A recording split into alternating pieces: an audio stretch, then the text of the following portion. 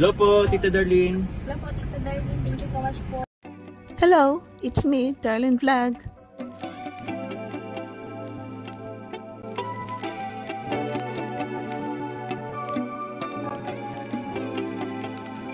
Good morning mga kalingap, good afternoon, good afternoon mga kachomkar. So meron tayong pag-usapan no, na parang magandang balita ito mga kachomkar, kalingap, na ito si Kalingap Rab ay kagabi nag-live siya. At siyempre anong mga balita niya, may mga balita siya about sa Kalingap Angels, yung birthday ni Joy, at siyempre parang may mga sinishare din siya sa bago niyang vlog na binilihan niya si Grace na sasakyan na kahit ganyan na si Grace na adopted is talagang tinuring niya na kapatid. At yun nga, marami pang mga kwentuhan. Alam natin ito si Kalingap Rab ay pag nagla-live is marami talagang siya mga balita na nakaka-inspire sa lahat. At bago siya mag-in live ng kanyang live is siyempre may nasabi siya. Kasi di ba binalita niya na kailan yung fashion show pa doon sa SM about sa Velvet. At nabanggit niya na mayroon idadagdag daw na ambassadress.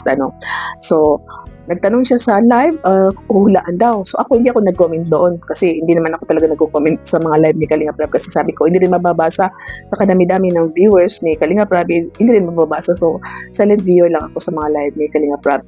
At yun ang sabi niya, maghulaan niyo kung sinong idadagdag na sabi niya matutuwa kayo. So pagkatapos ng live niya, napapaisip ako, nasabi ko sino kaya ito? So isa lang ang naisip ko kasi alam po natin na nung about dun sa ambassadress is may butuhan na 50% sa vote sa online at 50% sa committee, no, sa may-ari ng Velvet Box. Apat po yun sila. So ang nangyari is noong ribbon cutting, no, yung buksan ang Velvet Box na ribbon cutting is hindi dumating ito si Viancy at si Carla. At nabanggit nga niya na sinabi niya kung bakit hindi dumating dahil ito nga si Viancy is naglinis sa kanilang bahay. So magitatang ulo. Alam po natin na sa panahon na yon, days before mag-house blazing ang bahay ni Viancy at ito si Viancy is busy din sa kaka-prepare ng bahay na blazing. At ito si Carla daw ay may appointment, may iniasikaso kaya hindi siya dumating. At nung malaman ng mga supporters na sabi na pag hindi dumating is wala na kasi binigyan ng chance na pag dumating is yun na talagang tanggap sa ambassadress dahil kung sino ang nandyan, tinanggap nila. Pag hindi dumating, ibig sabihin na hindi sila interesado, ayaw nila talaga o hindi talaga para sa kanila. So yun nga kanina, kagabi sa live niya, nasabi niya na yun may idadagdag. So naisip ko, sino kaya ito idadagdag? Nasabi niya na matutuwa tayo. So ang naisip ko is si Carla at si Viancy. Kasi sabi ko, ikakatuwa daw natin. At alam po natin, ito si Viancy at si Carla is sila yung nanalo sa top 1 and 2, di ba po? Nung butuhan is, ito si Viancy at si Carla is sila yung nasa top 1 and 2.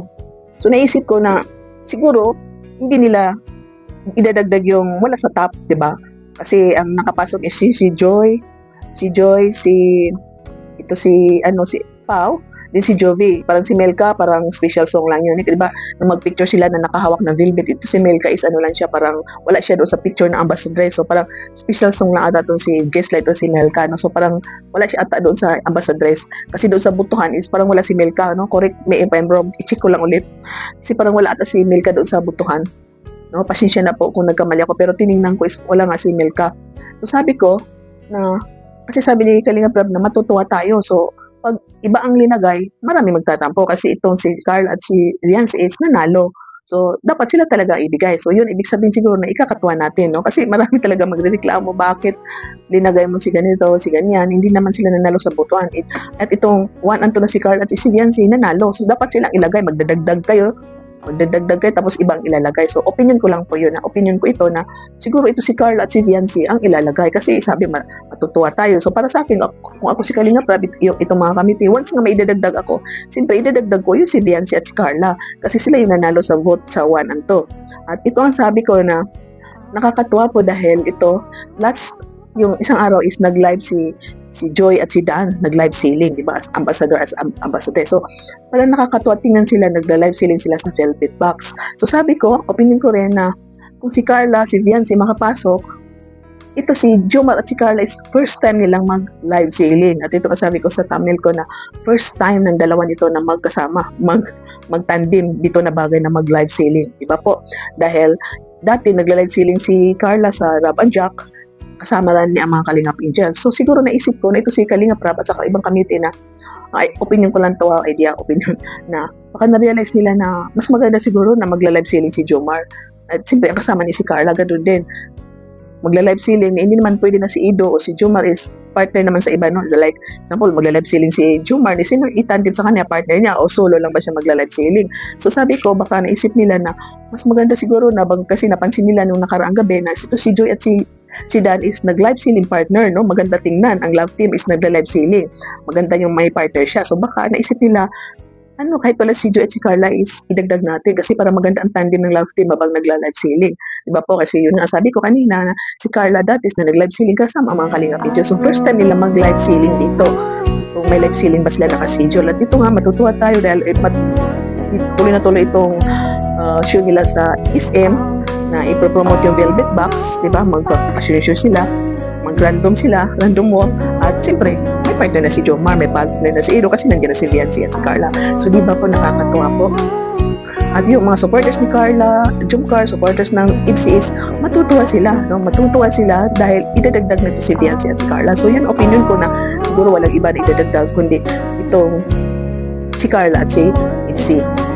Dahil yun nga, matutuwa daw tayo at para sa akin yun, walang idadagdag. Sila talaga. Walang idadagdag na hindi nanalo sa vote. Si Carla lang talaga, si ITZY, si Carla at si Viancy. So, opinion ko lang yun. So, excited tayo na mga few days, makita natin ito si Carla, Jomcar na magla-live selling ng Velvet Box.